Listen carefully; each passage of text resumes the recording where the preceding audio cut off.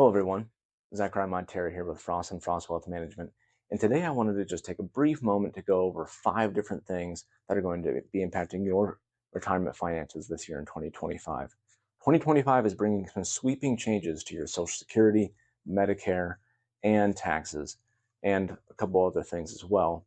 And if you're at or near retirement, or maybe you're already retired, these changes will be impacting your financial plan. And so if you have any questions on this and wondering how it impacts you personally, that's where we come in. We're here to help you and answer any questions that you might have on this. But number one is Medicare Part D.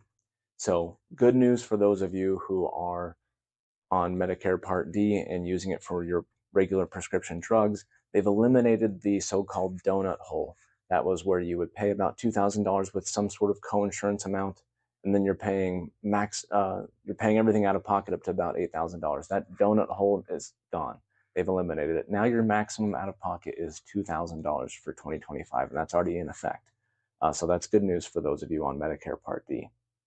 Number two is the super catch-up for 401ks. So if you're contributing to your retirement account still, and you're in the age range of 60 to 63 years old, your catch-up contribution this year is going up to $11,250, the maximum catch-up contribution. That brings your total 401k potential contributions for this year in 2025 to $34,750 if you're between the ages of 60 and 63.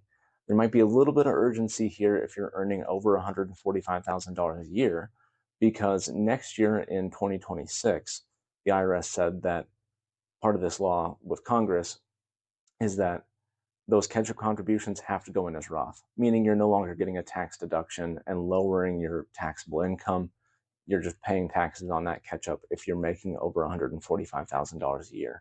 So if you're wondering if that might affect you, again, reach out to us on that. We'd be happy to guide you through any of those questions on your 401k contributions. Number three is the Social Security Fairness Act. Now, at the time of this recording, President Biden still had not signed that. And so if he has, that's great. If not, then this is still a little bit more applicable. But if you're a person who worked as a teacher, firefighter, police officer, and you were going to be receiving some sort of pension from that, this should come as good news, because the Social Security Fairness Act eliminates the windfall provision and the government pension offset. And what that did was lower your amount of Social Security that you would be receiving, if any at all, and all of that would be completely going away, which would mean more in payments for those who are already filing and receiving Social Security, who were affected by that government pension offset. Or if you're yet to file, this should be raising the amount at full retirement age. There's going to be a lot of things working in here. Some of it looks like it's going to be retroactive, but because it's not a law yet, we have yet to see what that is. And so we'll be watching this closely in 2025 to see how that affects your financial plan.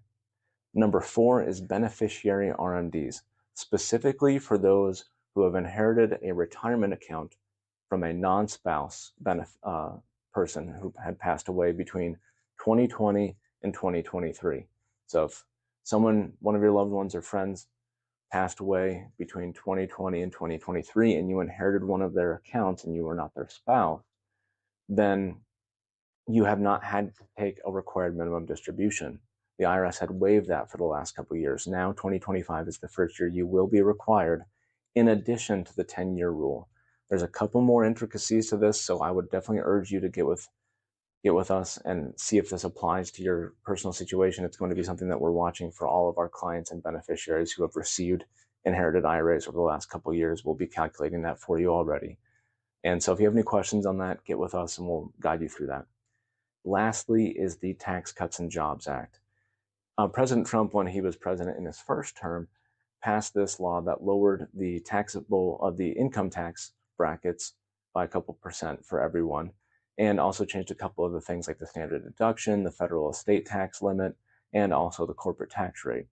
Well, if Congress does nothing, as of right now, the Tax Cuts and Jobs Act portion that applies to us individuals on the individual tax rates, we're set to expire at the end of this year. Based on the election results, it's unlikely that that'll happen. The most likely scenario right now is that this just gets extended, which means no change, which is great. If Congress does not act on this, then our tax rates will be going up next year automatically. They were due to sunset at the end of this year, so we'll see what happens. This is something that we're watching very closely this year, as it's going to be affecting a lot of things from a tax planning standpoint. And if Congress is dragging their feet, or they're just not able to agree on anything, as they might still not be able to, apparently, and if that is the case, then this year might be really one of the last good years we can do a Roth conversion before tax rates go up. So definitely get with us regarding your tax plan and how it affects your retirement on the Tax Cuts and Jobs Act. But our base case right now is that it just gets extended, and we'll be watching to see what happens here through the end of the year. And so those are our 5 things that are going to be impacting your retirement finances through this year in 2025. Again, that's just Medicare Part D, the super catch-up for 401ks, age 60 to 63, Social Security windfall provision, beneficiary RMDs, and the Tax Cuts and Jobs Act. Zach Ryan Montier here with Fross and Fross Wealth Management. If you have any questions, we're here for you to help guide you through any of this. Take care.